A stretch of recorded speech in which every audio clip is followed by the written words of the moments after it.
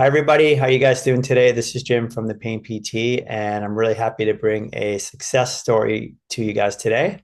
I've got Bobby on the line here. Bobby, how you doing?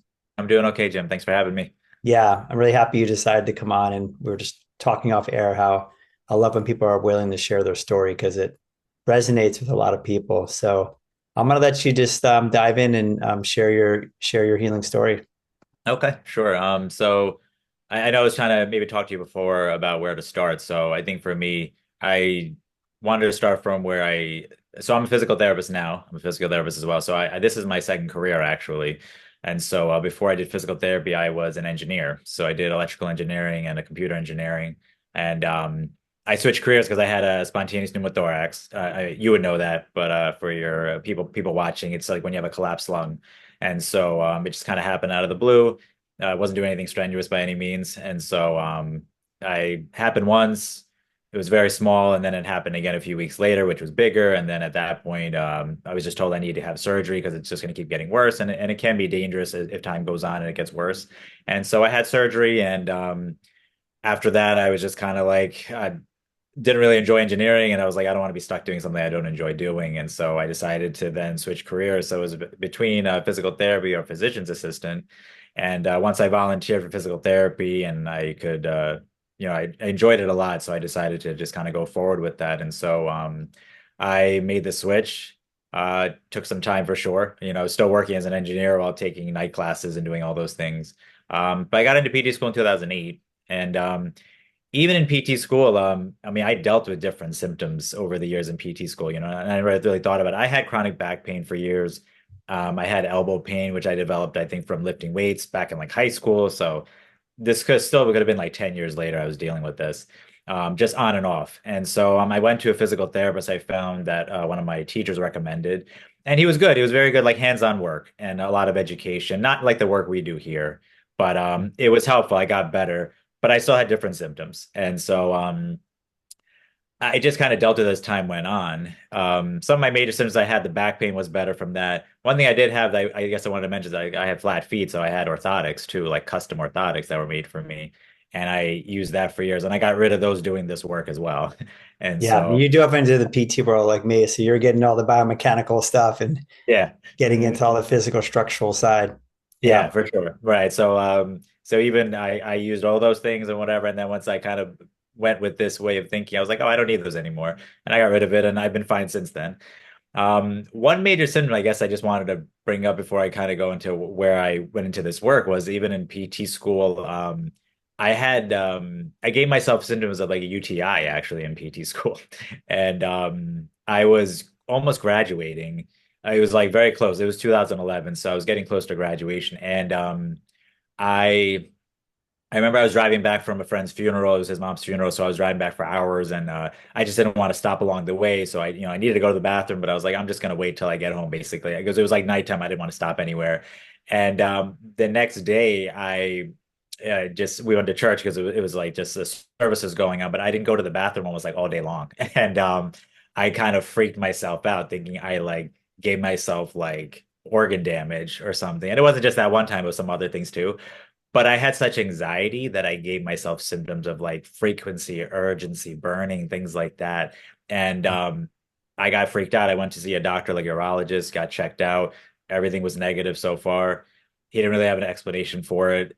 So I dealt with that still for like almost 6 weeks. And at that time, I have final exams, I have board exams, I have graduation, all these different events where you need to sit for hours. And I'm just kind of like, you need to go to the bathroom like pretty frequent. And Yeah, you're under, I mean, a lot of stress, right? Funeral and then yeah. exams. So it was like you could see how the stress was manifesting in your body, but maybe you didn't know that at the time, right? It was Yeah, no, no, not at all. I mean, I spoke with one of my professors he's a PT, but he's a psychologist as well. And he brought up the idea that this might just really be anxiety related because it's kind of shifting and it's been inconsistent. And I didn't believe him at all. I was just kind of like, nah, I don't think so. I was like, there's got to be something structural to this. And so, that's a nice career to have be a psychologist and a physical yeah, therapist. I was That's a about to great say one. now. He did the one lecture in PT school about fear avoidance, which is Mm. probably the most important lecture we had. yet that was only one hour lecture we had in 3 years. And Wow. I feel like that was the most important lecture we probably had in school that I didn't think much of it after the fact. Now I think back to it, and I wish we spent more time doing that, seeing how important it is now in this work we do, right? Yeah. So I dealt with that for like the 6 weeks. I got through my exams and everything, but then I saw another urologist just to get a second opinion. And he just asked me one question. One question he asked me, he's like, "Do you need to go to the bathroom at nighttime?" And I was like, "No, no, not really." So he was like, "Then you're fine. It's anxiety then." And Mm. he's just kind of like right away this sense of relief over me because he's just like, "But structural, you'd be dealing with this frequently, even at nighttime, But since you're not, it's just when you're awake, you're conscious, everything's going on." But that was like my introduction almost to this work to some extent, where I was just Yeah. like Yeah. really that Open powerful. your eyes personally. And you found good doctors and good people because you're not, people I talk to usually don't hear that from their doctor. Yeah. Think, oh yeah, you've got XYZ diagnosis now, and then they go down the long road of physical treatments and failed Mhm. treatments. And Right. Yeah, and that's what the first doctor wanted to do more invasive, like exams and the cystoscopy, things like that. And I was like, oh, I don't want to go down that route. Like things have been better to some extent, but like let me see what somebody else thinks. So I was really grateful. Like I still dealt with some of the symptoms, but like the relief, it was like kind of that really helped just to hear that, that professional opinion and that as the week went on, the symptoms got better and eventually they went away on their own then. yeah, So that was like a big introduction to me, at least, into this work. Again, not knowing about this just yet. So when I graduated school, eventually I was working around here. So I'm in New York anyway, and so I was working around here, and eventually still dealt with the symptoms over the years, but I managed. And eventually I moved upstate. My I got married, so my wife's upstate, and so I moved up to be with her in like 2015. And I joined a private outpatient practice there. It was my first time doing that. Before I worked in the hospital, and private outpatient, very good hands-on work. It didn't work out, so like, after just some time I left. But I decided to go back there and just work with one of the PTs there I knew, just because he was very good hands-on work, and I feel like I've been dealing with so many things over the years. Maybe they can just help me fix some of these misalignments that are going on in my body that they tell me are causing a lot of my problems, right? And so like let's work on it. But I developed eventually like foot pain to like really severe hip pain eventually. It's almost like it just progressed to like worse things in a short mm. amount of time. So I was still Even though seeing. you're having all this different treatment, it was just progressively getting worse. Yeah, and it was still like, you go to a place like this, which is very good. They're well known in the area, but and he's good at what he does, but it wasn't getting better. It was getting worse, if anything, even with the treatment. So I had spent almost maybe like 30 visits seeing him, and again, like I said, worse. And so I was like, at this point, I'm like, I'm just gonna stop. I'm just gonna try to do things on my own because it's not really helping. And now like my pain's like a 9 out of 10, which I Wow. usually don't get to that point, especially with hip How pain. how was it affecting you physically with that pain? So, what was getting me was hard to walk around, hard to bend down, pick things up. Trying to do some of these exercises, like I was trying to do some stretches and things like that, and it was so severe, like the spasms would just get worse trying to stretch things out. And so and just excuse me if it's noisy or whatever, there's just some work they're doing outside here. No, it's Um fine. I don't hear it. Okay. Okay. But it was, yeah, and then I was more hesitant about bending down to pick things up, being mindful of my movements, and then it's like trying to avoid that pain. And then that was just continuing, it wasn't like I said, I was just in the state of being like, okay, like, well, right now I left the job anyway, so but like I'm kind of in this limbo period of, trying to look for a new job, but then also dealing with this. And I was looking online, on Amazon, Google, places like that. I'm like, okay, what's out there for like healing pain? And I saw Dr. Sarno's like Divided Mind on Amazon. And I Mm. saw his other books too, Healing Back Pain, the Mind Body Prescription.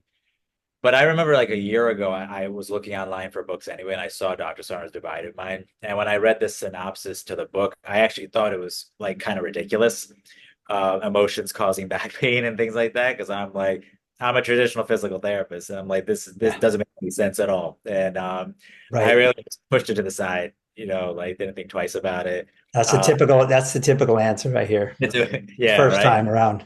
Yeah, right. Yeah, totally. Because I'm like never heard about this in school, especially besides that one lecture. But not to the point of emotions causing pain. No one ever spoke about that in all the years of school we had it, right? And so I was like, well, the book's popular. It has a lot of good reviews. Like, what do I have to lose? Like I'll just go to the bookstore, check it out. And I read Healing Back Pain at Barnes and Nobles, but it really just made a lot of sense. Like the everything he was talking about really just opened my eyes, and about the education we give and, creating fear amongst patients from all the too much education we're giving and be mindful of your movements and, check in on your symptoms so frequently. But the piece that helped me the most was the fear of movement piece. That's what when he was speaking about that, I was like, oh, that's exactly what I've been doing. I've been so focused on how I'm moving to avoid the pain. So I'm like, what I'm going to do now is I'm just going to go about and just kind of do everything I need to do, not think twice about it, try not to think twice about it or anything like that. So for almost a week, I was doing that. I was just kind of, if I need to pick something up, I'm just going to pick it up. I'm just not Yeah. going to think twice about it and everything like that. And within a week, the pain, it went away on its own. And, Wow. from a 9 out of 10 to 0. That's And amazing. yeah, it was amazing. Like I was just, and from that though, at the same time, I developed other symptoms at least. I So you guess had like a bit of a symptom imperative. It I had a kind of symptom switched. imperative. Yeah. Symptom imperative. I was developing like GI issues, anxiety, things like that. Then I had trouble sleeping too. And so then at that point, I was like, okay, I'm doing this work and I'm getting some things, but I feel like I'm still struggling with some of these other symptoms that are showing up. So I decided to work with a pain coach myself. And so I found a pain coach and I was working with them through all these different issues. And it was helpful. I think we were just exploring a lot of my childhood and like a lot of different coping mechanisms I use that I didn't realize, I was using these things. And so over the years, I was doing that. I was getting help with that. Different symptoms showed up over the years. I think my biggest triggers were like, anger or obligations, having to do things I didn't want to do. And I think that's when a lot of times a lot of my symptoms would show up. And so I had Yeah. more awareness, at least, of these things. And Trying to so be, yeah, be aware when they pop up, make the connection. yeah, and maybe sometimes trying to get ahead of things if I could, if I know something's coming up, then I'm like, okay, I don't want to do this, but I'm going to need time to just sit and process that. Again, I can't always avoid everything, and I think that can't be the goal either. But at least I could think I could get ahead of some things at least. Yeah. Uh, so I was doing okay with these things for a while. I mean, as much as I could, things show up here and there, different symptoms show up, but I manage. I think it's like everybody. But when I became a parent was one thing that changed a lot also for me. So we had our daughter in April 2020, so it's like right when COVID started, and Hmm. at that time, it was just me, my wife, and the baby. We couldn't have our parents come help out or even visit really. At that time, we just didn't know what was going on, so we did a lot of stuff on our own. Uh, and yeah, I mean, challenging, but at least, I was home from work since, I was out of the hospital at that time. They didn't want us to come in. And so it worked out. I could be home. But even in the time being a parent, I don't know if your other clients tell you these things. I've had different symptoms show up. I've had, Of course. yeah, right. Neck pain. I had, yeah, one time I had severe neck pain that showed up. My daughter had like a COVID exposure. And so I needed to stay home with her and watch her for like some days as she was out of like daycare at that point. And I was just kind of like, oh, I don't know how this is gonna go, I did between caretaking and naps and everything. But my neck went into such a severe spasm that night. Didn't do anything at all, no movements, nothing. And it continued like that the next day. And we just tried some whatever treatments I could. I knew what the reason was. I was just kind of Yeah. like, So yeah, you were on to it then at that point. You knew there was stress related. yeah, stress related. So that's why I was like, it was like now I'm more aware of these things. So I'm like, yeah, sure, this is stressful for me and my brain's trying to help me out. But like this is what I don't need right now because I need to still be caretaking. So I tried whatever over the counter stuff I could deal with, just to try to help with bringing the pain levels down. And I mean, it was manageable then too. I mean, it still took some months for the pain to fully go So away. it took a while, but It took it, a while. but it was clearly a stress, emotional related trigger. It sounds like. Yeah. Yeah, like I would mostly wake up with it in the morning, and then in the morning I woke up with it. And I was like, oh, like I feel it. It's there. It's not severe. I can get through my day. And then like one day, maybe a few months later, it was just gone. Then, Yeah. you know. So So I you were was kind of treating it like not really anything because you nah, knew what it was. You yeah, knew you had stress of, being with the child, right? And mhm, yeah, the yeah, schedule's disrupted and having to be home. And this, I hear that a lot about with children or yeah, aging parents. Those right. demands and a lot of stresses put on the person that are more than usual. Hmm. But I think that's important for the audience. Listen, just you were aware of it, you made the connection, and Hmm. you didn't go into some kind of treatment mode. It sounds like of trying to fix it, right, or solve it. No, that's why I think when it maybe for me when it maybe our background because when it comes to like musculoskeletal issues, I think I feel more comfortable with that, and so usually don't treat it as much. Like I'll do what I need to do if I need to get through a day like work or something else, but otherwise I really just try to go about my business because I'm like if I didn't do anything traumatic to cause an injury, I'm like I know what it is. And Yeah, so I think the same way too. Yeah. yeah. It's very Mhm. helpful to be a PT and have the Yeah. background. At least you can kind of say, yeah, yeah, I hurt myself. Like, no, no, no, you didn't do anything. Yeah, right. Like and sometimes we freak ourselves out, but other times, yeah, we might know these things at least. And Yeah. Yeah. yeah. Okay. So and even then, so just one other like symptom I wanted to mention with the parenting thing, because I think it just shows how powerful the mind is. Like there was another time where I just needed to stay home because of it was like July 4th weekend, so we're off from work, but my wife still had to go to work anyway at the hospital. And I developed like bilateral arm weakness and Hmm. forearm down to the hands. Never had that before in my life. It started off like severe like soreness, like I thought I worked out a lot, but I didn't. And then it progressed to the point that I was having trouble like opening food up and things like that. And Wow.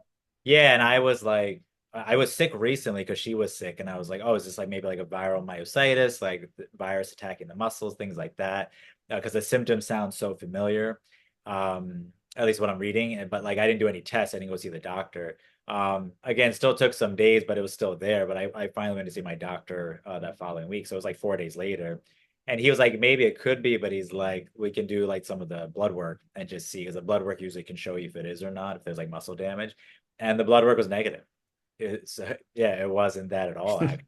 Yeah. Isn't it And amazing that you're talking about just your body and all these yeah, different kinds of symptoms you're having in it? right. Yeah. And it's like things I've never experienced. So of course at that time, like, oh my goodness, like what is going on? Like, especially now, like I don't need this right now. I need to be home and help my daughter out and do things like I need to do. It's like opening up food for her became like a challenge, you know. But I took some medication. He just recommended, take some like a leave for a few days, twice a day, whatever. And but within the week, again, disappeared then. And Disappeared. Yeah, it's interesting. Yeah. So it sounds like both those around, like you said, your daughter and well, maybe speak to how are you feeling? Like even get like the stress wise, like what was that like? Because having a new child, yeah, new demands on you. I mean, how are you yeah, feeling stress wise?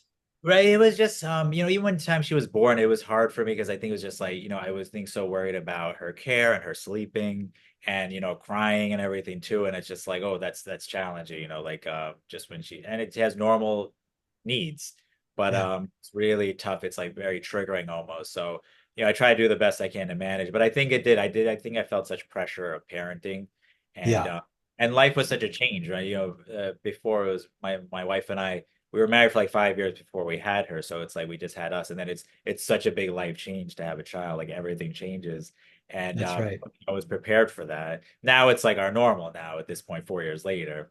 But like at that time, you sure you missed the times when you could sleep regularly and and not have to do all Yeah, this. your free time. Well, like a little inner child and you is crying and saying, "Come Uh, on, yeah, give me some free time." yeah, right, exactly. Like, And what about me? And yeah, what about me? And we creates these symptoms as a way to stop us, either Mhm. from fear, or if we're too afraid, or we don't want to do it in a way. The brain can shut it down, Yeah, shut our bodies down in a way so we don't do it. right. That's pretty powerful. Yeah, so over the years, yeah, different like with parenting, I noticed that. And so it's another thing I'm trying to be more mindful of is like with parenting is like one of potentially can be a trigger. So I'm just like, okay, how can I just deal with this or prepare for this more effectively, for example.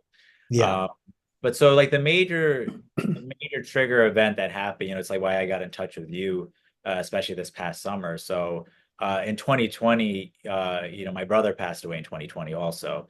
And so he passed away in November of 2020. So the day he passed, my daughter just turned 7 months that day. And he died of a heart attack. He was 38. And so, we're only 1.5 years apart. And so he's my older brother. And so we did everything together growing up. And so it was just a big shock for all of us, my family. And that week itself that it happened, same thing in a sense, my body responding, my hip went into like a severe spasm one night. Mm. And I recall it as like I believe I was like writing down with my sister-in-law, his wife, and we were writing his obituary. And we were probably sitting there for a couple of hours doing it's like 12:01 in the morning. There's so many things you have to do that week, and a lot of it's expected of me is, to help out and try to prep as much as I could to help out. And I think when I stood up from the table, it almost felt like something just snapped in my hip.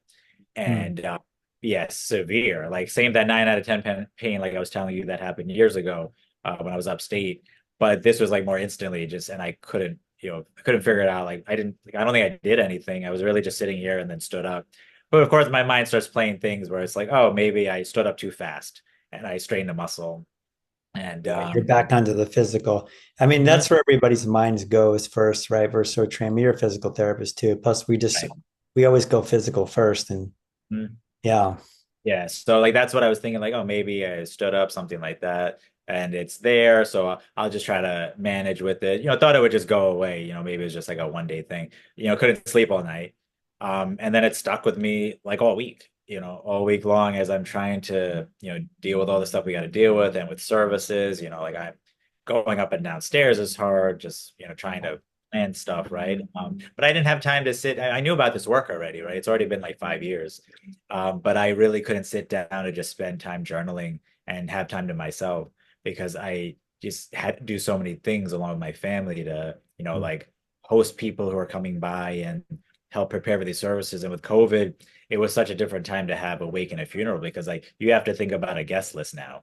Something you usually don't need to think about. And so you got to think about who can be invited to this. And then that causes a lot of problems in itself as well. So it's just like a lot of extra stress. yeah. I mean, My sorry to hear that's pretty traumatic. And Yeah. we talked about when we talked in the session about it. Really, that's a major stressor. Yeah. Just again shows how that stress manifests in the body. Hmm. There was sharp hip pain, even just like that, it can boom show up there because you were probably, like you said, overwhelmed, had a Hmm. lot on your plate, emotions, Hmm. stress. Yeah.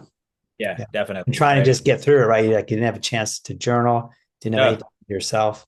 Yeah, not like no time like you think about it because I'm like, no, because it really is people are coming nonstop and then nighttime and you're trying to process stuff as much as you can. Like I'm, with my family, or like with my sister, my sister-in-law, we're just talking about all these different things that are just going on and don't have time to just sit to myself and think about things. You don't sleep much that week in general, right? And so I got through the week at least. Wake and funeral was like Friday, Saturday, so it was almost like a week later. But again, once I met up with my pain coach eventually, and we spoke about some of these things, and we tried to make some connection. And we spoke about it too, is like making some connections about sitting, to the way my brother passed and things like that. Yeah. But that was enough to make the connection that it just kind of shut it off again. Yeah. And like the next day, it was just like gone again, like a zero. And Yeah. yeah, just it's But amazing. once for you to, and everybody's different, once you could kind of see the connection or what it Hmm. was about, it had a tendency to start fading away. Yeah. Right. And so since that time, grief, sure, it's so powerful. I mean, I've only realized it now almost 4 years later. But even in the time since he passed, like even around that time, like we do like 40 days later, we have like special services we do as well. And I remember being so exhausted those days, like when that weekend happened. I was taking like 4 naps a day, and I couldn't really put it together why I was so tired. Eventually realized it.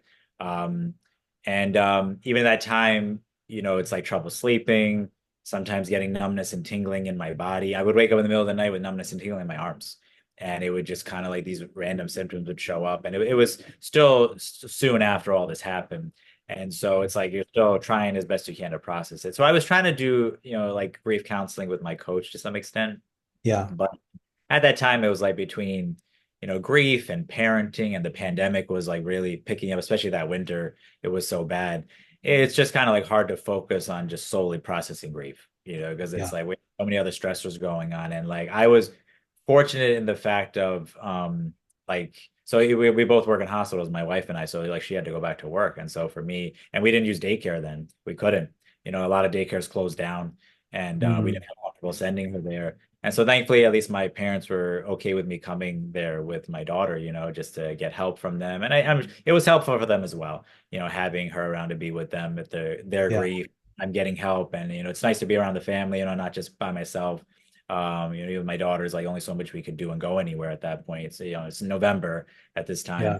Yeah, so it even yeah, over the years dealt with different things that's come out like with milestones, the year of the first and first birthdays, holidays, anniversaries. I think my body's kind of just like reacted and I'm like aware of it to an extent. So I thought I'd process grief, for example. That's what I thought this whole time. And so I thought like these things are just going to keep happening. That's normal.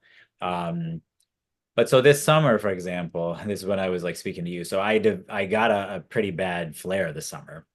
And so back in June, I decided to go to a grief conference. And so first time I went to something like this, been 4 years, I was like, I wanted to maybe just connect with other people who have been through grief. And before we left, we were literally about to leave. I got like such an like an IBS attack. And I've dealt with IBS symptoms over the years. I've just managed, but this one just got me. And my I knew what was going on though at the same time. I knew like my brain did not want me to go to this, because I know from other experiences with grief, I've had different symptoms show up, and I was like, this one I'm sure is just another one where my brain's like, no, don't go to this. Like grief is like dangerous. I think in my mind that's how I interpreted grief at that point. It's like avoid grief, because I That's get too symptoms. much, right? It's going to be too much to handle. Mhm. Yeah, and so it's like I get symptomatic, so I need to avoid grief, and that's what I think I kept telling myself all these years. But my body, yeah, reacted in that way. So I had like IBS symptoms, like needing to go to the bathroom, things like that, but no like stomach pain, nothing I could think of. Then eventually, sure, it's time as that. So I, you know, said a prayer, and I still went to this conference because I was just like, I want to go still, and I still want to be there. So Yeah, push through. I think facing my fears, I think, has been a part of this too. I think that's a part of it. I think stepping out, and I get it for people like I would think most like I'd rather just stay home. right. But for me, facing that fear and just pushing myself to go out and challenge myself is very difficult. I get it, but like I think it's helped me a lot because the fear that I have of worst case scenario happen didn't happen then. And so I think I had to keep telling myself that like I have done this over and over and it's been okay so far. But it started this cycle though. That's what started happening. So I got through that day and then I thought it was food related. I was like, oh, well, I did eat this the night before. So I'm like, maybe that was actually the reason why, But then a couple of days later, I was going to work and I was a little under the weather, but I was just kind of like, I'm not too bad, but I was like, maybe I'll just get through the day. Then I'll have a couple of days off from work, not a big deal. But I had the same exact symptoms before I left for work. Hmm. And then I was like, well, I didn't eat the food that I thought was the cause of the problem. And so I know it's not that then. And then later that weekend, that was like a Wednesday, for example, then that Friday, Saturday, same thing again. So now I was like getting into this cycle. Yeah. So this has been going on for how long? Was it going on for? These symptoms lasted from June to September and Yeah. it increased in severity, like I started with like that some of those symptoms, but then eventually went to like more bloating and like nausea and bloating. And then it became trouble to like eat food. And then sometimes eating would just cause bloating and I would sometimes avoid eating certain foods. Um, but that's when I did your class then too. I did the group class at the end of July. Yeah. And I think it was a class about anxiety, specifically that class. But it was really helpful because when you were speaking about facing fears and facing anxiety, um, not to avoid, I was realizing for myself, I was like, yeah, I am doing that. I'm like avoiding, maybe sometimes even eating because I don't want to deal with those symptoms and you avoid eating certain foods. So I'm creating all these fear, like these associations. And so I kind of started challenging myself where I was just kind of like, I'm gonna eat this, I'm fine. I would almost joke around with myself and be like, it's fine, I can do this, not a big deal. But it helped, it worked, and as I developed more corrective experiences doing that, I felt more comfortable, confident then. Or And confident. Yeah. and then the symptoms like that stuff was starting to calm down. And when at that time you were asking for like success stories from people as well. And then I thought about it at that time. I was like, oh, maybe I can speak to Jim and go on as a success story. But then my symptoms got much worse than after that. Yeah. So this is it's good to hear these stories because people here, like, you get out of the woods and then it rises up again. yeah. So And it so started to get worse after that. Yeah. started to get much worse. And then I was like, oh, forget it. I can't be a success story because and so from that point then and I'm still trying to get through work and everything. So work became the more challenging part for me because it's like, you get it, like being at work, I work in a hospital, so being a PT, like I'm on the floors. I'm in the rooms with patients, and you have heavy patients and things like that. So like running off to the bathroom all the time is not really feasible. And but I made do, and got through the days at least. But it's challenging. If I had a desk job, for example, I think I could maybe get through this a bit easier. But that was more challenging part was the work time. Outside of the work time, maybe family functions or going to church, other stuff like that. I could make do. Maybe it didn't scare me as much, right? But I Yeah. think work gave me more fear. But then August, things just ramped up where even work was already itself, but getting worse. But then outside of work, then things started getting worse than with all other parts of my life. And the symptoms just got worse. My stomach just felt worse. And then I had big events coming up, and so that was the thing too. So big events in terms of we're like back to the grief, like was because we spoke about the grief conference at that time. And then one thing that happened that summer was like it was like we went out to eat dinner as a family, and I felt sick like after that dinner even too, that night, the next day. And I didn't even realize it was probably the first time I could remember that we were all out as a family going out to eat after my brother passed. And Mm. I was like, we used to do that all the time for like birthdays, anniversaries. We'd all go out to dinner at least. And since that time he passed, I was like, wow, like I didn't realize it, but that was probably the first time I could think of. And we didn't really talk about it at the same time. Like he's gone. We all know it, but like we're not acknowledging that fact because I think for Yeah. many with grief, it's like we want to avoid talking about it too. And I think it depends on your culture and your family and whatever values you have. Like in our culture, it's not something people always want to talk about. Right. We deal with it, and in my Indian culture too, like we deal with it at the time, but then beyond that, you're still dealing with things, but you don't talk about it really You don't openly. talk, but yeah, it's kept to yourself. Yeah, right. Yeah. So your body reacted even more around Yeah, it reacted meal. to that. And I didn't realize it. And then when it like those symptoms came out, I was like, oh. And I was telling my wife that I was like, I didn't realize that like that was also this time. And then in August, there were other things coming up. Like it was from my wife. It was like her parents' 40th anniversary, and so they were doing a party for them. And I was thinking about it because we did a party for my parents some years ago in 2016, and so we're all planning that. My brother's a big part of that Mm. plan.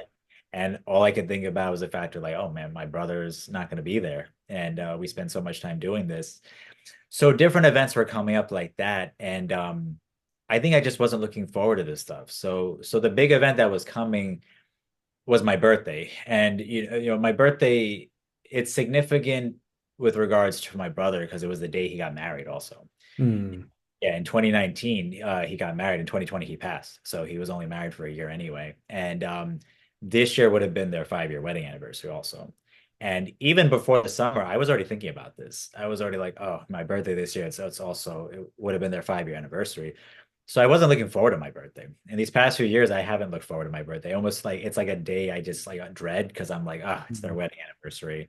And I have a hard time celebrating it. And so that was like the major thing that was coming up. But I didn't realize it for, myself that maybe all these things were leading to that too. Because I was dealing with stuff, it was getting worse, the day was coming. I, I was trying different things, though, different treatments, right? Like even for, I went to see my doctor, let him know what was going on. He talked about doing a brat diet, which I got into a little bit. I looked at like low FODMAP diets, and all that did was create more anxiety for me Yeah. because then I'm like really being mindful of my food and the amounts of food I'm eating. And then I was like, I ate this food earlier this year and usually I haven't had problems. And now all of a sudden I'm like my brain has a problem with it. And that's why I was like, I can't keep doing this stuff because it's like it doesn't make sense to me. And it created more anxiety, then it's Yeah. like I'm That avoiding. happens a lot to Yeah, people. right. Makes their Mhm. symptoms worse instead of better. Yeah, so I was like avoiding eating some foods then, like usually foods that I would eat. And so and when I went to see the doctor too, we were talking about because I was dealing with so much anxiety and so we were talking about different treatments and we talked about taking medication as well because I was just like, yeah, I've been dealing with this stuff for years. So like maybe if I could get some help. So, I started just taking some like a low dose antidepressant to help with some of the anxiety. But even taking those can have side effects initially to start with. And then even for me, I already have a medication aversion. So even when I had to start taking blood pressure medication and cholesterol medication, yeah, after my brother passed, I had to start doing all these tests and follow up with doctors and everything. And now I have like a higher risk factor for that reason. And so I just need to be more mindful. But even I was developing different side effects from those medications because my brain was like creating these side effects because Yeah. then No because they went nocebo effects. right, nocebo effect. And so then they went away after I spoke to my doctor. My doctor's like, no, I don't think that's causing all these things, and it was fine. But even with starting this medication too, same thing. I was having just all these different symptoms show up and more anxiety even. And it's like I understand it's like a part of the process, but trying to get through these different days of just life and dealing with all these different symptoms showing up, it's like getting harder and harder. And then I finally hit like a point, I guess my breaking point was like I went to work. It was like the day after Labor Day, and I was like, let me go to work. Let me try to. I want to challenge myself. Like let me get through the day. I'm already feeling a bit anxious, but I think it could also be medication. And at that point in August, I wasn't sleeping well. I had a lot of insomnia. Up in the middle of the night with anxiety, different things like that. So like a lot of stuff wasn't working well for me anyway. And I didn't start the medication at that time, so I was already dealing with these symptoms before that time Before you anyway. started. Yeah. Before I started, yeah. So I was already dealing with this stuff, and I went to work. I was like, let me challenge myself. I want to face my fears. But at work, I was having GI upset, and my anxiety was just getting worse. That I just like told my bosses like I can't do it. Like, and I went to the ER actually, because I was like, I was already dealing with so many different symptoms over the months. My wife was worried that I might have like cancer or something like that because I was losing weight. And I was like, I'm here. Let me just get checked out and rule out all the major stuff because you're right. Like at my age, I mean, I'm 41 now, but still, like we're nowadays, like that's a risk factor even for developing diseases like that. And so it's not to take it lightly. And so I went to the ER, got checked out. Everything was negative, but there was not much they could do for me, and no treatments they could offer really, anything like that. So I was kind of like stuck. I was just like, well, I don't know what to do at this point because these symptoms are just getting worse. And it's hard to just function in life, and to be a parent, be a husband, everything else, take care of the home, stuff like that. And my wife, so one of her coworkers is a psychiatrist herself, and so she just recommended some providers because she sent some of her patients to them as well. So she's like, maybe you can try some of these providers because maybe they could just give you like a different perspective and give you some different advice. Something else might work. And so this one psychiatrist recommended was just he also does like talk therapy as well, and he also does like psychosomatic medicine too, which I was like, okay, that falls in line with the work we do. So at least he has more of an Yeah. understanding of that. And so I met up with him and I explained all these things I was explaining to you and everything.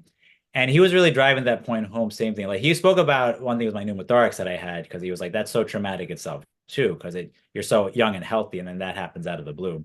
But then losing your brother, he was like, it's so traumatic. It really it's such a traumatic event in your life and it'll affect you in so many ways. And I guess when he was speaking to me, he had a hard time seeing in myself, like, it's almost like I didn't recognize that how traumatic it was, Yeah. but I was How deep that effect could be. yeah, and I was trying to tell him it's like, it's not me necessarily, but like when I deal with people over the years, it almost doesn't seem that important to them. And so because Hmm. like they don't talk about it, no one really talks to me about it, right? So then I'm thinking to myself, like, oh, maybe I'm making a bigger deal out of this than it is. Right. Right. Right. Yeah. And so that's what I told him. I was like, you're looking at me like I'm telling you this. And he's like, you're smiling as you're telling this story. And I'm just like, but I think it's just my coping mechanism because I don't know what else to do because nobody seems to care, is what I feel. Yeah. But so he told me that he's like, you really need to process your grief. And it really hit home because I was like, well, I thought I did that a few years ago when all this happened. And so I was like, okay. I'll see what I can do about it. So I spoke to my coach again. I was like, okay, can we process and work on these things? And so she was like, yeah, sure. But I wanted to talk to you too because I got in touch with you, I think earlier.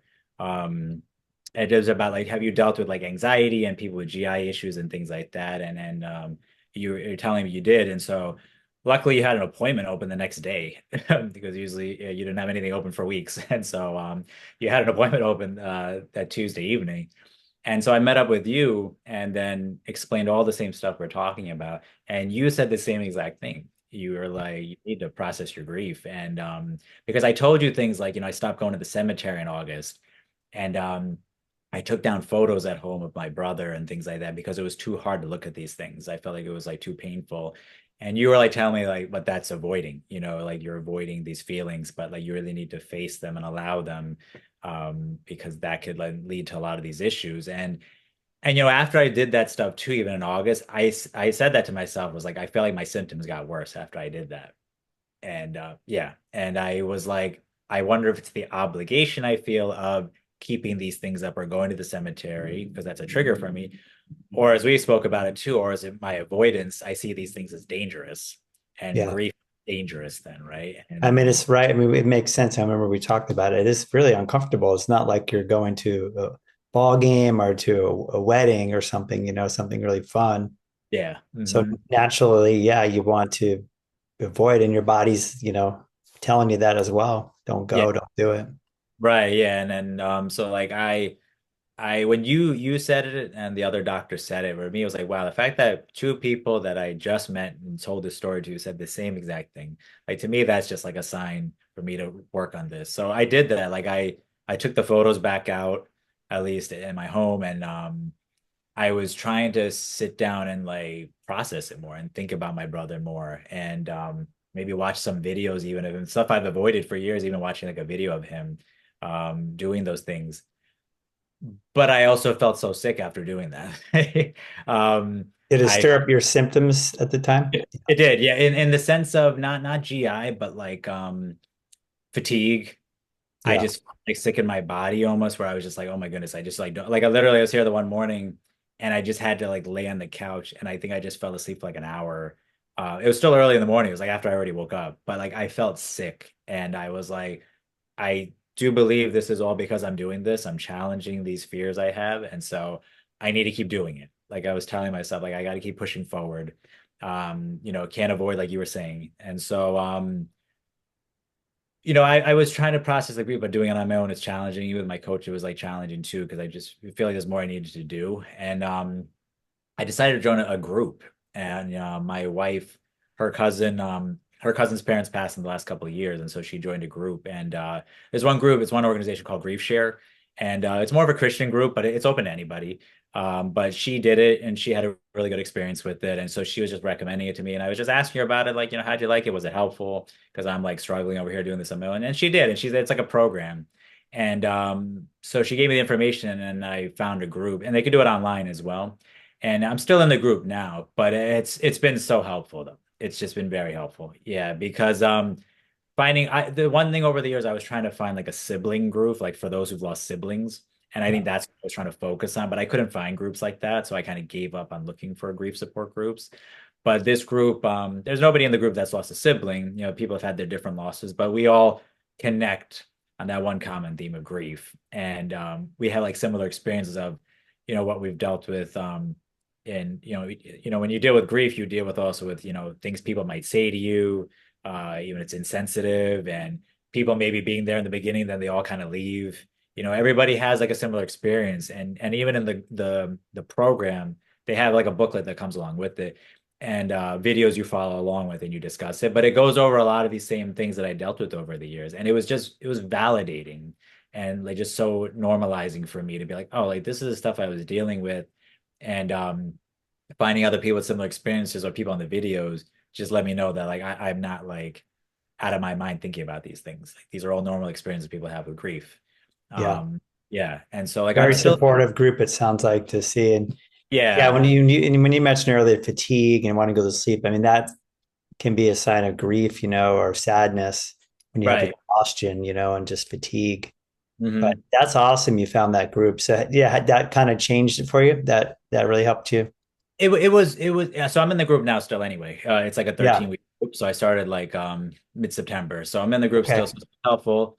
Even when I do the group and do some of these classes, I think I still get symptoms anyway, but I just feel like that's gonna come along par for the course Yeah. as I challenge these things. Yeah, Um, that's right. I mean, as long as you're associating with emotions, right? These are emotions coming up. Uh, yeah. Probably some of the fear is still the brain is protective, and some of the grief too. So a bit of both that's somaticizing in your body. Yeah, because I mean, in the group and even in like the journal, the booklet they use, like it's a lot of exercises which kind of they want you to process your grief and think about your loved one and write about things and all that, Yeah. which was yeah, and so it's like making myself do these things that I avoided for so long, and Yeah, so that's key. The yeah, avoidance, like we said, fear avoidance. It's hmm interesting how you started out the call today. We talked about fear avoidance for physical things, right, which we see a lot of, and that alone could be a problem. But then it's also fear avoidance of other emotions. yeah, So you're really highlighting grief and how that was hard. You were avoiding that because it was your brother and the emotions around it. So really great for you to say, all right, I need to confront this and you know, deal with this Yeah. grief. Yeah, and like I said, thank you and the doctor, just the awareness, just making those connections and helping me see that because then it's like to take that step to join a group, which sure I was very hesitant about because I was like, I don't know anybody, and I'm like, will this work for me or not? But I was like, let me give it a chance and see how it goes. Um, and so the group has been helpful, and even after my birthday passed, like I felt lighter, right? Like my symptoms weren't totally gone, but I felt different. But the second piece that I think made the big difference for me too was the acceptance of my symptoms. Because that was something I think I was fighting against where I was just kind of like, no, like like I need to do things differently and like my stomach's like this, I'm gonna not listen to my body almost and kind of do things the other way, and I wasn't it was like I wasn't really taking care of myself. It wasn't really like self-care or self-regard. It was like trying to be something I'm not. And once I allowed myself just to be like, I'll let my symptoms be as they are. Go when I need to go. It's like when I had the UTI symptoms back in 2011. That's what the PT psychologist told me too. He's like, do what you got to do, go when you got to go, don't think twice about it, and that reduces the fear. And he was right, because at that time it was the same thing. So even here was like, I'm just going to listen to my body and whatever I need to do. It's kind of like the idea of like resting. If I need to rest, I'm going to rest. But here it's just Right. kind of like listen to my body symptoms. But that was the second piece that made a big difference Yeah. because Acceptance and just allowance of the symptoms to be there, yeah. come and to go. Yeah, that's a big piece. Yeah, you're Mhm. highlighting some important pieces. Okay. Yeah, not resisting. Like you talk about the resistance, right? And not Yeah. resisting. Like that's what I was doing. And like I know about this stuff, right? Like I do this work and like I'm like I do like the coaching as well, like the TMS work, right? But like to put it into practice yourself when you're dealing with it, it's challenging also. Yeah, it's Like different when you're actually, actually doing it yourself versus just talking about it. Absolutely. I always say yeah. you got to translate the knowledge into practice. And, Hmm. we got really real fears coming up, and Hmm. it's difficult to accept something when it's bothering us, it's Yeah. sort of uncomfortable. Yeah, so like once I did that and once I started allowing that more and more, it was only the last few weeks to like a month. My system just like calmed down even more so, and then I think I just needed more like corrective experiences then too on top of that, where I just needed to feel like confident again. So I was trying to be like, I need to face my fears. I need to go do this. I need to go do that. Like I was telling you before when we spoke was like even something as simple as picking my daughter from daycare could be challenging for me. Something I didn't think twice about before, but I'm like, oh, am I going to make it there? Like, how am I going to feel? Will I be able to pick her up and bring her back home? Like those are fears I had. And I needed to do it and keep challenging myself to do these things, which seem mundane, but like I needed that confidence again. And that made the difference. I almost feel like my system like reset to an extent. And That's then awesome, man. So great, Bobby. Yeah, the yeah. idea you're really honing in on the idea we got to Hmm. face the things that you don't want to face or you haven't faced, and do those things, whether it be emotions you want to face or situations or behaviors or movements, right? And it sounds like you really took that. And then at the other side of it, you said, I'm just going to accept whatever comes because I know Hmm. these are just stress symptoms and emotional symptoms. So you Yeah. sort of combine those two together, it sounds like. Yeah, no, the two pieces together, they made the big difference for me. And so like even with grief now, what the leader for this group like has taught me was like for my birthday, for example, she's like, how can you look forward to these days at the same time for your birthday or someone else's birthday holiday, but how can you like celebrate your brother at the same time? You can Mm, remember him still. It's bittersweet. And in the program they talk about this actually in one of the lessons even. So like I wish I learned about this years ago. yeah. But so she's telling me you can do both, and I was like, you're right, because my brother he would want me to celebrate my birthday, and I would want to remember him on his anniversary still too, and I could do both things, and like even today is my mom's birthday, right? And that's just another trigger day because it was one of the last times that I saw my brother before he passed. Mm, Met up for my mom's birthday 4 years ago, and so I remember that in the years past being like, oh, that's the last time I saw him. And when the last time we spoke, he was telling me things about his future plans. And then 2 weeks later, he was gone.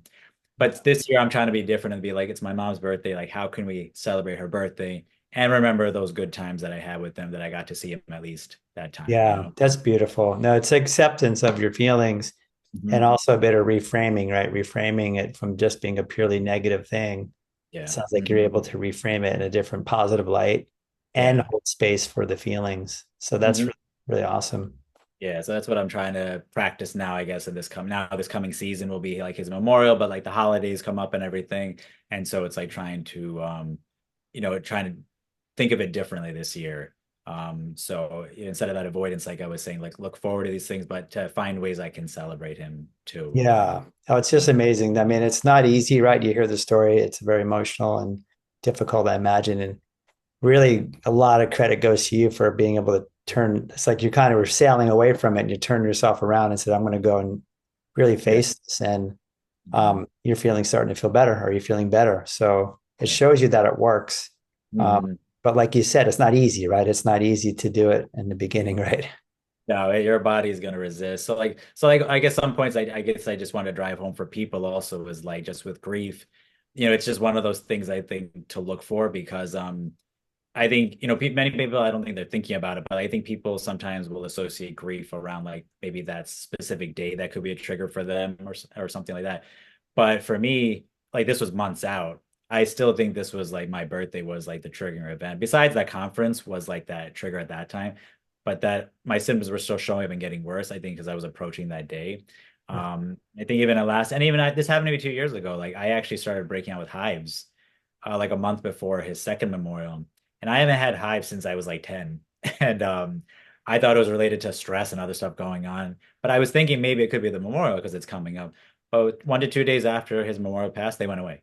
Yeah. It was just like that. And so Yeah. Yeah. I, Yeah. And it also just shows you how sensitive our bodies are and how much they emote, mhm, and knowing your body, this is how your body is. And especially if you have strong emotions, those are mhm, the ones that can really hit the body harder. yeah, Right. So something like this, but it for just sure. shows you the power of the brain and the body. Uh, Mhm, and I'm really happy you're highlighting grief because I think it is a really another emotion that doesn't always get a lot of talk mhm, about. yeah. We talk a lot about fear and anger, but grief is another emotion that can cause somatic symptoms in the body. Yeah, I remember we were speaking that time like a month ago and you were showing me like the website of like grief and all the physical symptoms you can have. And in this course it's like the same thing. There's so many physical symptoms that people can have, and that's from grief. Like I tell people, I'm like, if anyone argues that there's no connection between the mind and the body, just look at grief because Yeah, grief is a purely emotional experience. And everyone tells you, any organization will tell you that you will have all these physical symptoms that you can at least from grief. And yeah, so yeah, exactly. I think it's missed as much as it's out there. We see the information. It's just mhm, like we don't have that connection. We see anxiety, probably people more can connect anxiety with physical symptoms, mhm, but any emotion, yeah. especially an emotion that's strong enough, can cause somatic symptoms. And you're just highlighting that today. Yeah, and like one thing I think I just wanted to share for people because I think it might be helpful, like it helped me, like the idea of forgiveness. Because in grief, you can have a lot of these experiences, and I learned that from this class and from speaking with other people, is like, you might have bad experiences with people from grief. And it's not to say people have ill intention, it's just that many people don't know how to deal with grief and help someone who's dealing with grief. And so you can develop anger and bitterness and towards these people, and you might hold on to that.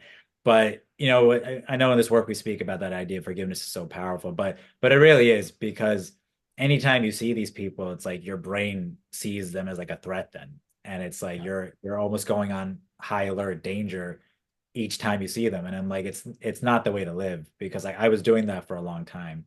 And Yeah, so it was only like this past summer that I learned for myself that like I really need to let things go, because it's yeah, only making me feel worse.